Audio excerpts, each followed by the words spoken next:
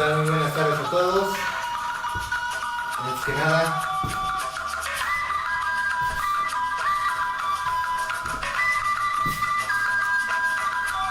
buenas noches, buenas noches, doctor. doctora, bienvenida. Tenemos una nueva invitada en el programa. Adelante, presente a la invitada. Antes que nada, mi nombre es Julio César Sánchez, me acompaña el doctor Tlatuani y tenemos un invitado especial, por favor. Preséntese ante nuestra audiencia, por favor. Soy Cecilia Solano, estudié en la Escuela de Antropología y Historia junto con el doctor Tlatuani Muñoz. Pre-sales. Y, Yo presento el tema. por favor, doctor. 50 aniversario del Museo Nacional de Antropología e Historia. Pues trajimos básicamente a un especialista en el tema y háblanos acerca del museo. Antes que nada, ¿cuándo se fundó el Museo Nacional? El Museo Nacional de Antropología se inauguró el 17 de septiembre de 1964. Fue un proyecto y hay que decir que ya estaba el INA, ya existía el INA desde Lázaro Cárdenas. El INA, para nuestro público, es el Instituto Nacional de Antropología e Historia. Entonces surgió la necesidad, poco tiempo antes, de acumular, de poner todas las piezas arqueológicas dentro de un espacio propio. También recordemos que estaba ya la Escuela Nacional de Antropología en la calle de Moneda. Esto fue gracias a, en 1824, se traslada ya algunas esculturas que se encontraron en el centro histórico, como son la Piedra del Sol y la Coatlicue. Entonces, ya oficialmente el museo entra en función el 17 de septiembre de 1964. 1964. ¿A cargo de qué presidente estaba el país en ese entonces? El licenciado don Gustavo Díaz Ordaz Bolaños. Gustavo Díaz Ordaz Bolaños, primo de Chespirito. O al revés, Chespirito era primo de Gustavo Díaz Ordaz. Lo que sea, ahora sí. Y por eso entró a Televisa y el Chavalucho, luego hablaremos de eso. Ok,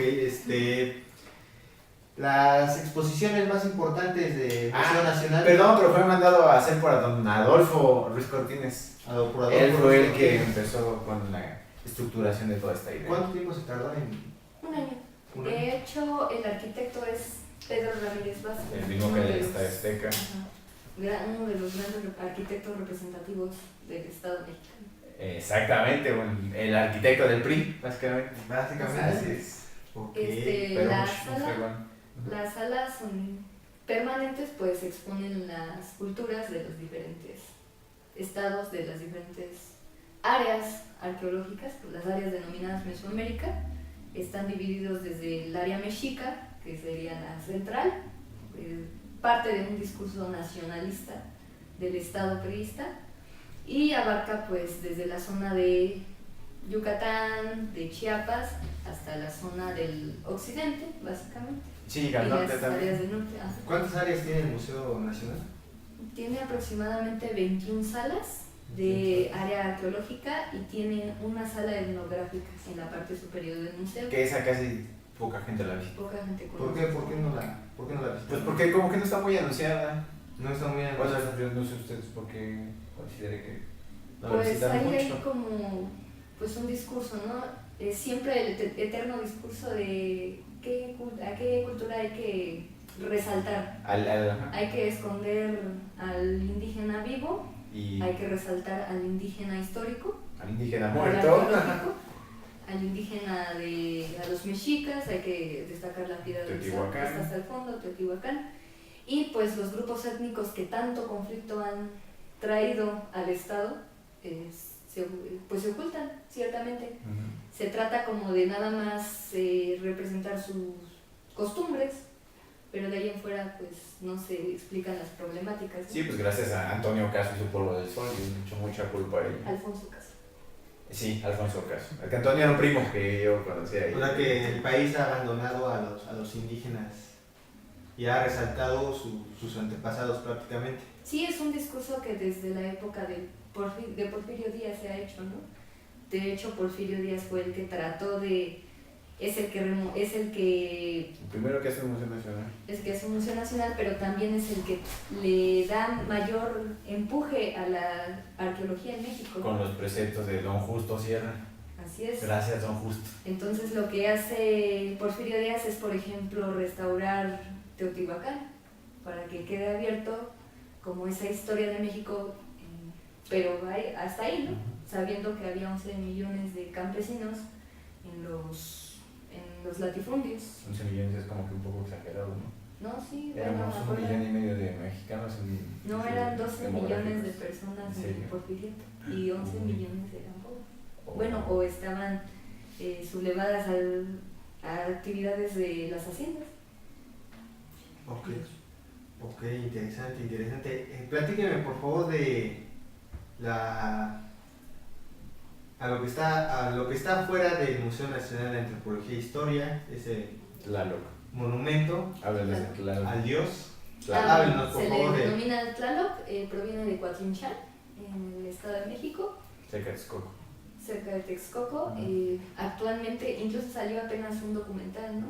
Ujú, exactamente, que lo presente. podían ver en la Cineteca Nacional. Ya no está, pero Pero se anda podría ver en rodando, la sí, sí, Cineteca Nacional. Ha ¿No estado en varios festivales. en varios festivales y de hecho en agosto se había publicado, ¿no?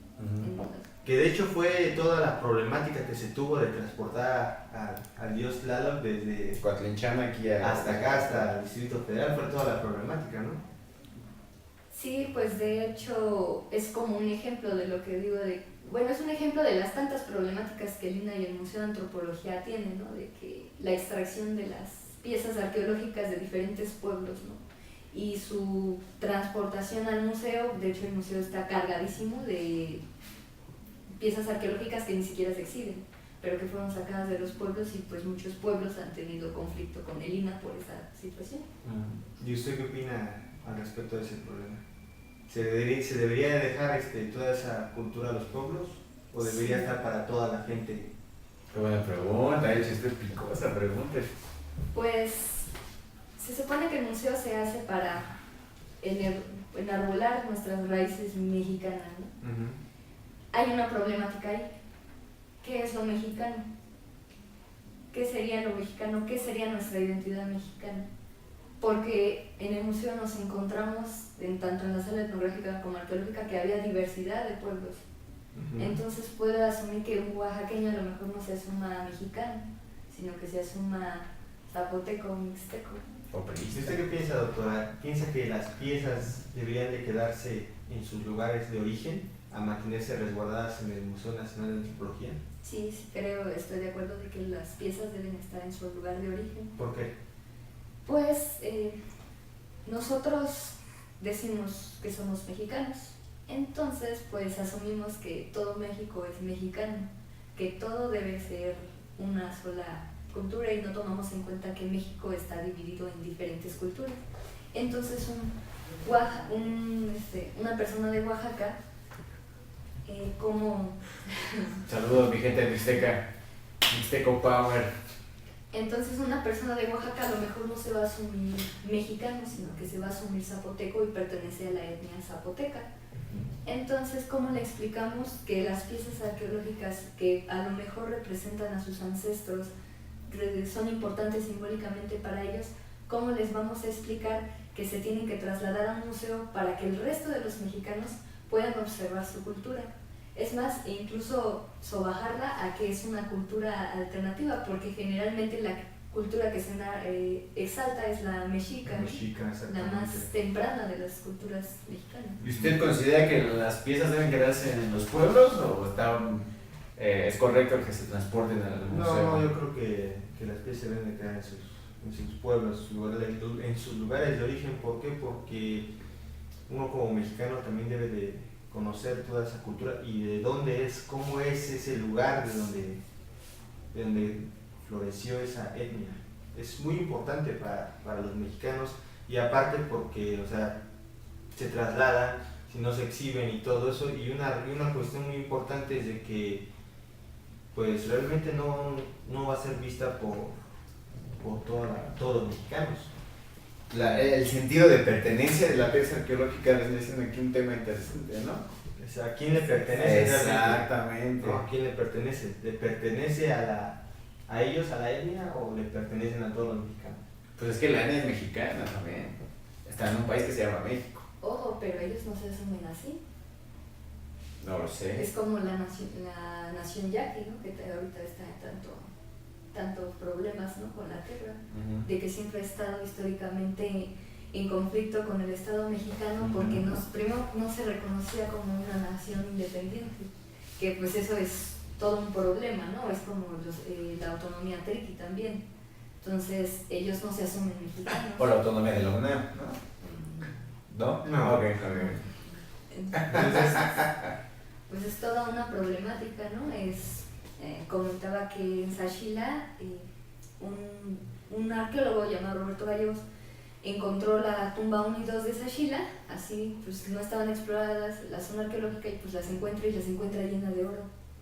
Entonces pues empieza a sacar pues para catalogar, analizar, lo que sea, y la gente pues se le puso el brinco porque para ellos representaban a sus ancestros mixtecos, zapotecos también ahí. Entonces pues lo sacaron así a golpes y ahí la zona arqueológica quedó, ya no sé, o sea, si va uno a la zona pues no es como encontrar Chichén Itzá, ¿no? Que está más privatizado que nada. Y pues es una cuestión muy interesante, la verdad. Chichén Itzá, que ya está privatizada, más privatizado que... Pero no deja de ser de Lina. Y curioso, ¿no? Porque pues, es más fácil entrar a Palacio Nacional que a Chichén Itzá. Sí. No, la verdad. Es gratis, ¿no? Entrar a Palacio. Exactamente, y en Chichén Itzá. Pero es que viene otra vez. Viene otra vez del sentido de pertenencia. Casi en dólares. Viene otra vez del sentido de pertenencia. Le voy a hacer una pregunta, doctor. ¿Usted está de acuerdo de que se privaticen ese tipo de zonas como Teotihuacán, Chichén Itzá? En este caso yo recuerdo Marinalco. ¿Está de acuerdo que se privaticen así? Tajín. Pues es que... No, fíjate, no estoy de acuerdo que se privaticen esas zonas arqueológicas. Creo que el Instituto Nacional de Antropología e Historia debe ocupar a la gente a la cual le da educación. Perdón que me exalte, debería utilizar ese tipo de gente para que la zona arqueológica pueda florecer más. Sin hacer de lado a la gente que ya vive de la zona arqueológica. Y eso ya no implica, y ahí viene el bonito conflicto, ya no implica si eres una etnia, ya no implica si eres mexicano, ¿no? O sea, implica ya que la zona arqueológica da subsistencia a diferentes personas, a diferentes tipos de mexicanos, vaya. Entonces hay que hacer regulador. La función del Estado es regular las relaciones y las sociedades que existen dentro de él. Eso debería hacer el Estado mediante el Instituto Nacional de Antropología e Historia, pero el Instituto Nacional de Antropología e Historia está burocratizado. Y ya me callo. Me enojé, perdón. Entonces no. Pues sí, no, es evidente que una privatización implica pues un cierto público, ¿no? El turismo extranjero generalmente. Porque, ¿sabes qué es lo curioso, doctor? De que pues ahora, por ejemplo, a toda la zona de Chichén Itzá llega más turismo extranjero que de propio de aquí. Bueno, gracias a la crisis de Estados Unidos ya llega más mexicano. Pero antes se veía antes se veía mucho americano en Chichén Fíjese que hay mucho. El mercado ahora es el europeo, mucho europeo.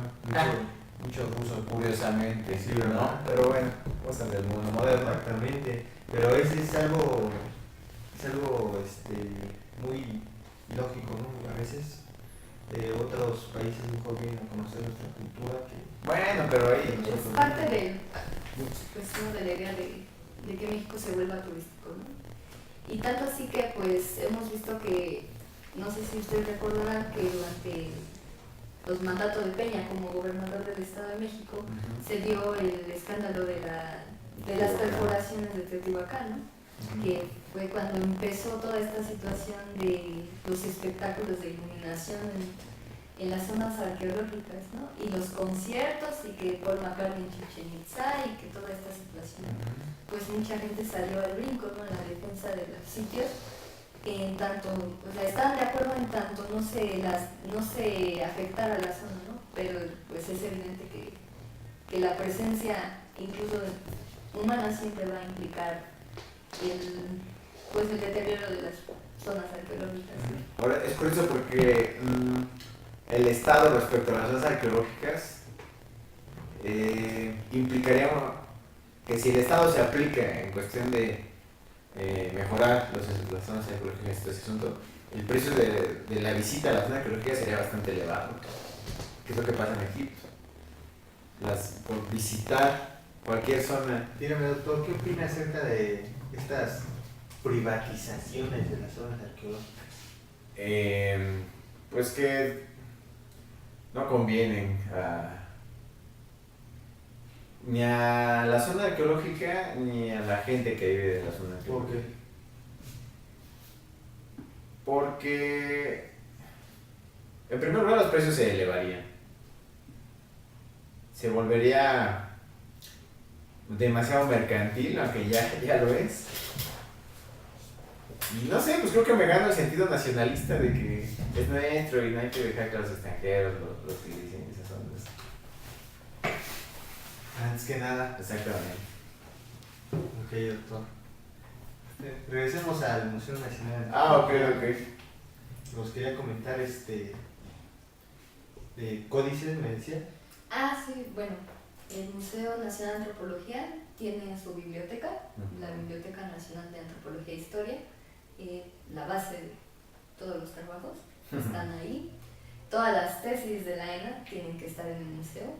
Ojalá. Las de restauración también. Va a estar ahí. Todo tiene que estar ahí. Y entonces el museo, la biblioteca se caracteriza por albergar códices como el Códice Colombino y otros textos, cartas de Fray Bartolomé de las Casas.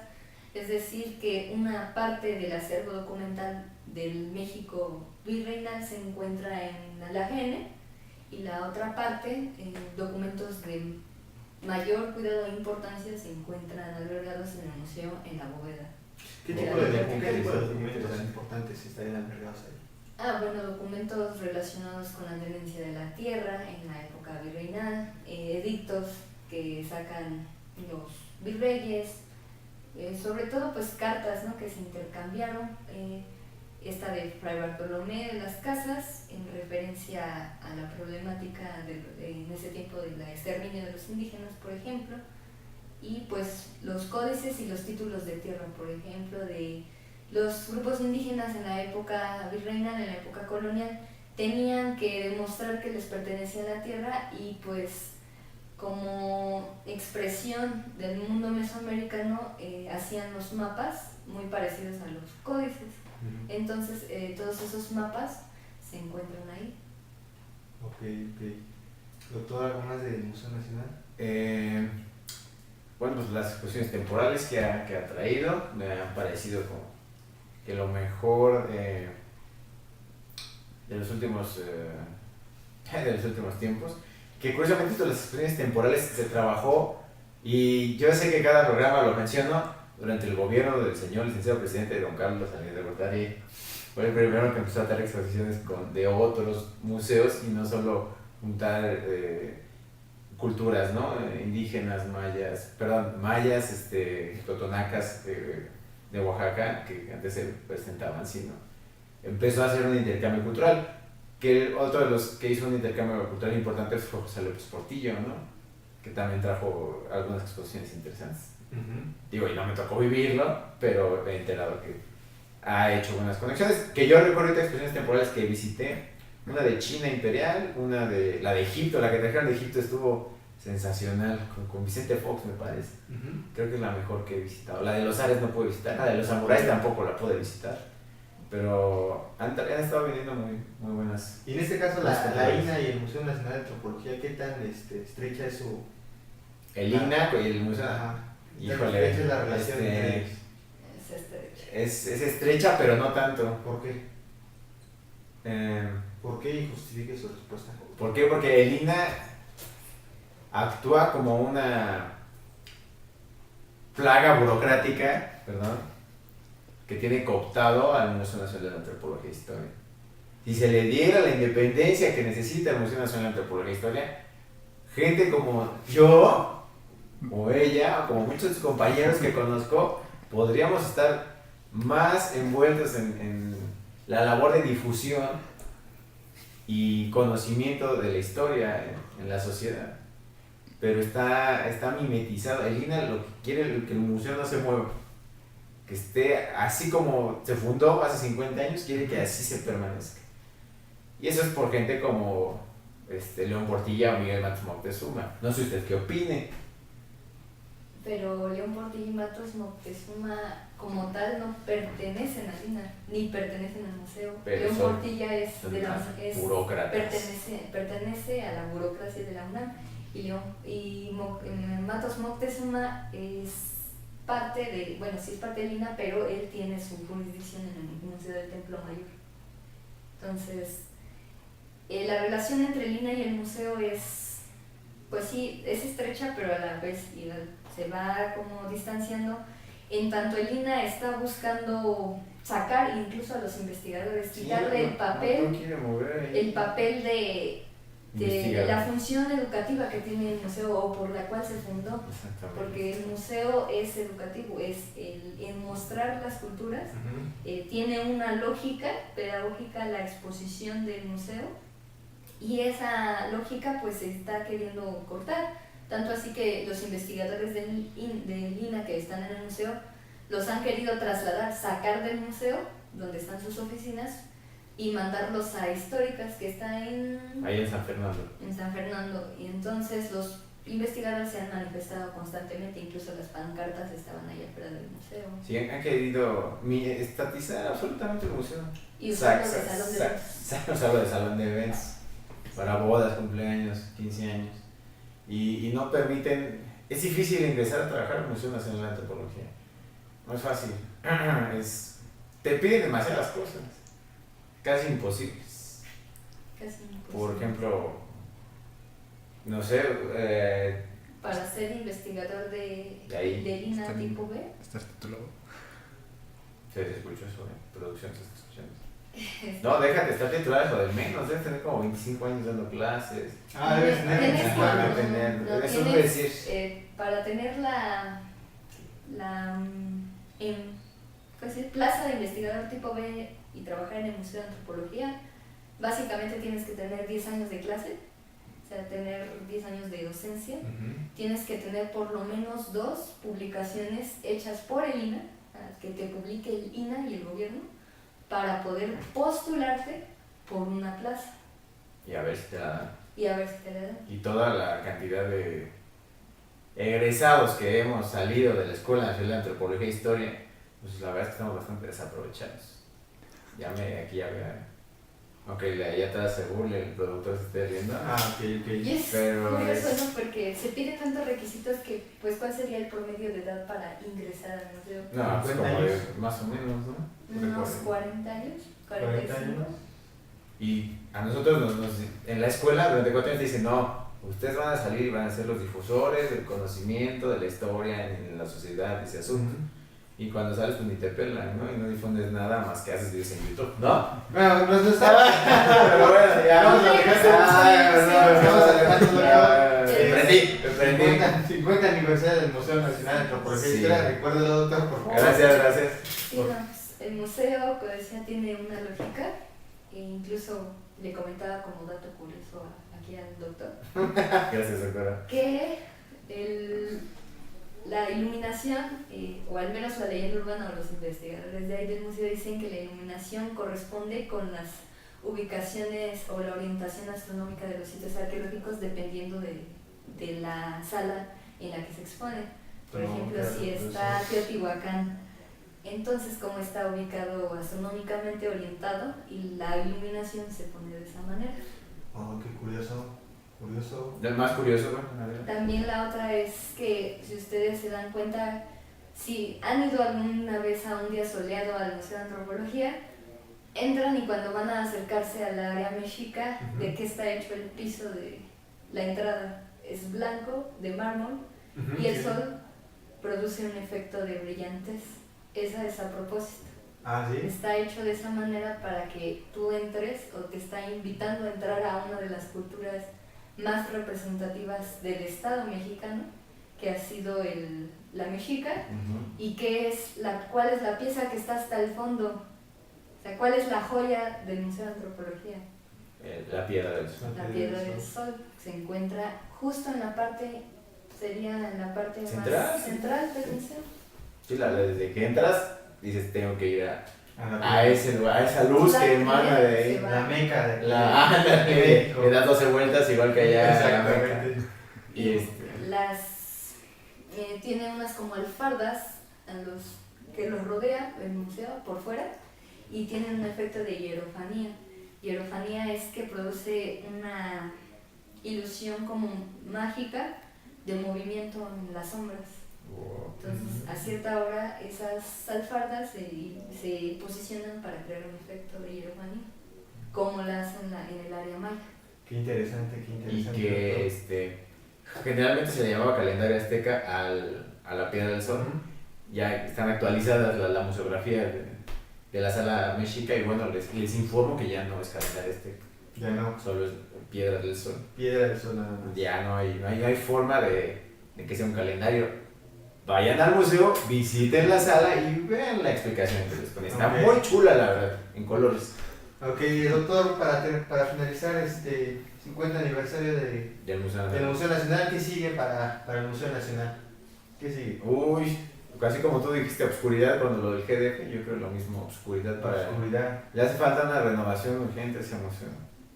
Lo renovaron hace poco con el Bicentenario, Exactamente. pero nada más lo pintaron, vamos a ponerle así. Ok. Yo creo que también incluir más piezas, abrir más espacios, hacer que la gente vaya más al museo. O sea, la gente va al museo, va a los talleres y todo ese Ujú. pero yo soy de los comisarios que puede ir. Bueno, con es más que gente. también ahí depende mucho la cultura que tenga la gente, ¿no? Y Pues si a la gente no le gusta ir si no le gusta leer, doctor, a la gente que va a ir a un museo. y bueno, curioso, el museo representa una carga simbólica estatal Ajá. del revolucionario institucional, pero adquirió vida propia el museo y ahora va más allá de un simple estado, de un simple partido. Va, como dijera don Jaime Torres Bodet, vas a reconocerte a ti mismo en unas raíces que si bien no son las que tú tienes, pero son donde te puedes encontrar y puedes compartirte con esas raíces, aunque no pertenezcas a ellas, pero puedes acercarte si quieres entenderlas. Y ya vas a salir como un mejor mexicano, vaya el término, pero pues sería mi cierre de programa, que hoy me enojó ya. 50 aniversario del Museo Nacional, ¿qué sigue? ¿Qué sigue para el museo? Coincido, creo que Tiempos Oscuros, siempre la amenaza de ser absorbido por el Conaculta-Lina, igual, entonces por tanto el museo. También creo que le hace falta una muy buena renovación porque los estudios arqueológicos pues han cambiado de los 60 para acá, o sea, han descubierto un montón de cosas. Siguiendo a Alfonso Caso, uno de los organizadores de aquel museo, pues igual no hay que entrar y pues reflexionar sobre qué es México, ¿no? Y qué compone a México. Sí, estoy de acuerdo. Está hecho de tantas cosas y a veces lo olvidamos y pensamos que solamente la Piedra del Sol es lo único que existe, ¿no? Entonces creo que le falta esa remodelación, le falta pues abrirse un poco más, ¿no? No creo que necesite tanta modernización, pues, sino abrirse más al público, ¿no? No ser a veces tan elitista por ejemplo, con sus estudiantes, ¿no? Tantas trabas para entrar al museo. Ya, ¿qué te digo?